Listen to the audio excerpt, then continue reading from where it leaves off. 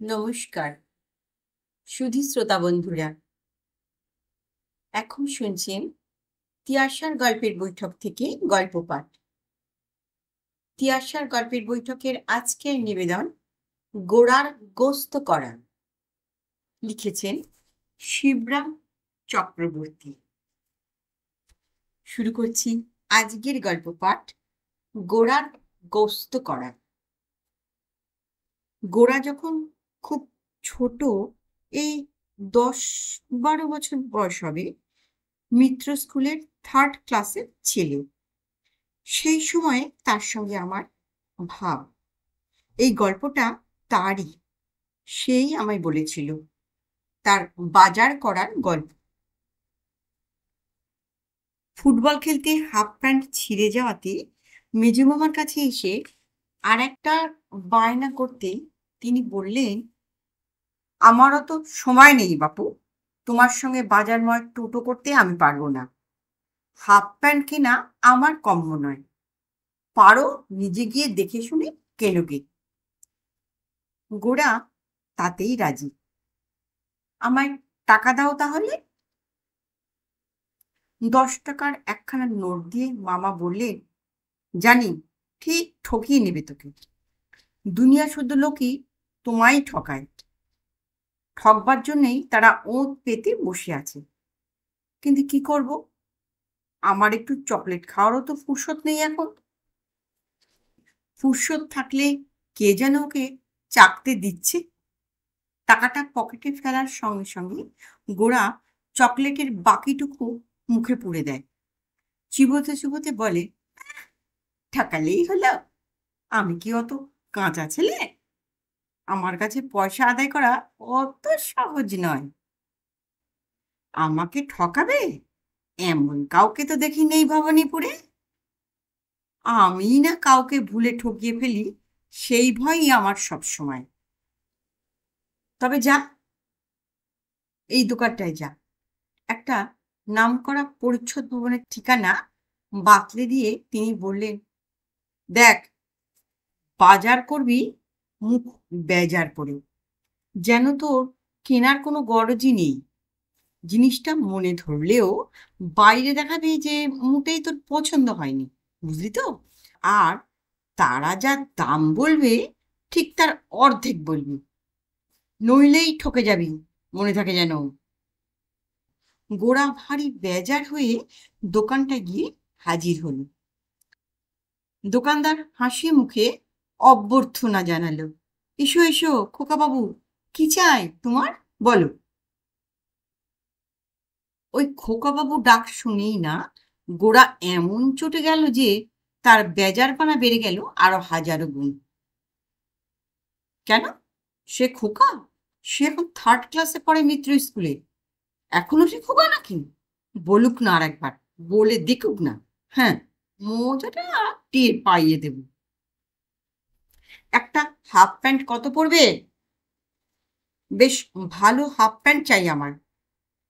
বেজার মুখে সে বলল, কত আর? এই টাকা চারেক।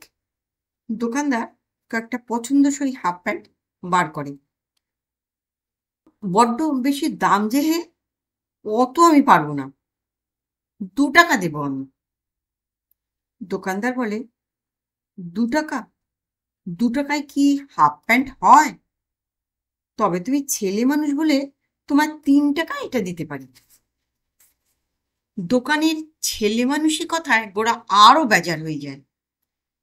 1.5 টাকায় দিলে তো দিলে, নইলে আমি এই চললুম, বলে সে পা বাড়ায়। 1.5 টাকা? লোকটা যেন আকাশ থেকে পড়ে। 1.5 টাকায় হাফ প্যান্ট? 1.5 গজ জিনের কাপড়ের দাম কত বলো দেখি? তারপরে তার মজুরি খুব কম করে ধরলেও।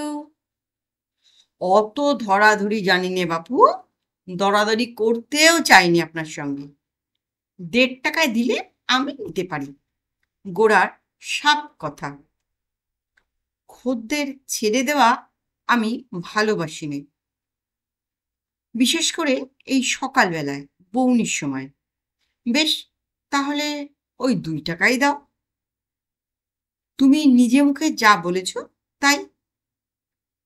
হাফ প্যান্টটা তোমায় আমি দিয়ে দিচ্ছি, এক কথাই দিয়ে দিচ্ছি। গোড়ার কিন্তু আর এক কথা, না বাপু, মোটমাট ওই 1 টাকা হবে, 1 টাকার 1 পয়সাও বেশি নয়।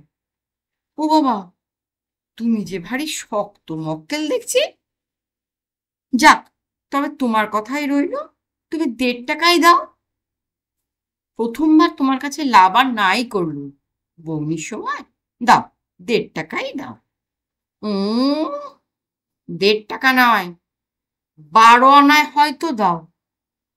গোড়া এবার ভীষণ বেজার হয়, তাকে ঠকাবার চেষ্টা চলছে সে এবার বুঝতে পারছে। বেশ, হ্যাঁ, 12 আনা? তুমি বারবার আমায় পিলে চমকে দিচ্ছ তো বাপু। হ্যাঁ, কি হে বাপু? দোকানদার ভারী মুষড়ে পড়ে। 20 বছর দোকান করছি, কিন্তু এমন কঠিন লোকের, মানে কঠিন বালকের পাল্লায় কখনো পড়িনি। বলে সে 1.5 মাইল লম্বা একটা দীর্ঘ নিঃশ্বাস ছাড়ে। কিন্তু কি আর করা, বৌনির সময় খদ্দের তো ফেরানো যায় না। যাক, ওই 1 টাকাতেই রফা হলো। 12 আনার সঙ্গে আর 4 আনা বাড়িয়ে দাও কেবল, ওই 1 টাকাতেই তোমায় আমি দিয়ে দেবো এটা। 1 টাকা? বলো কি হে? 8 আনা হলে দেখা যেত বরং। ঠকাবার সুযোগ গোড়া ওকে কিছুতেই দেবে না, এক্কেবারে মরিয়া। 8 আনা হলে আমি চেষ্টা করে দেখতে পারি। কি দেবে 8 আনায়? না, অন্য কোনো দোকান দেখবো, বলো। আহা, থামো থামো থামো, এই বৌনির সময় খদ্দের কেউ ফেরায়?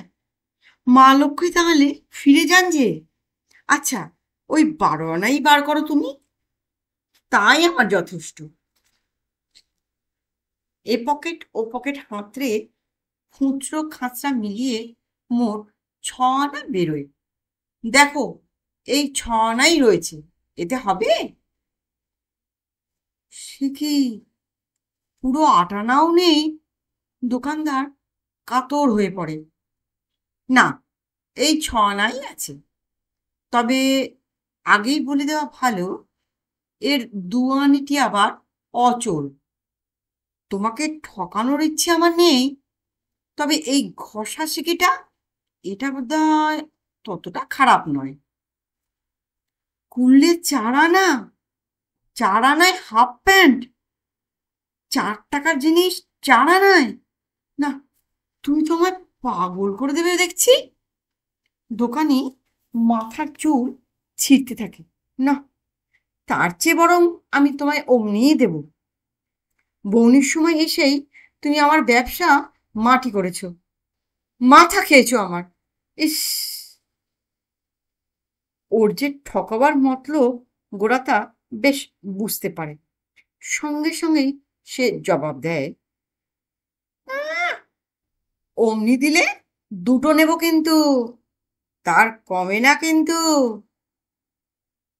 দোকানদার ধেই ধেই করে নাচতে থাকে পাগলের মতন। নাচতে নাচতে 2টো হাফ প্যান্ট এনে ওর 2 হাতে তুলে দেয়। গোড়া 2টো হাফ প্যান্ট নিয়ে ভীষণ বেজার মুখে দোকান থেকে বেরিয়ে আসে। কিনলাম তো বটে, কিন্তু ঠকলাম কি না তা এখন মেজো মামাই বলতে পারেন। আপন মনে বলতে বলতে সে চলে যায়। নমস্কার। গল্পটা কেমন শুনলে? গল্পটা যদি ভালো লাগে, অনুগ্রহ করে একটা লাইক করতে ভুলবেন না। আর আমার গল্পের নতুন শ্রোতা বন্ধু হলে গল্পের চ্যানেলটিকে সাবস্ক্রাইব করে বেল আইকনটি অন করে রাখবেন।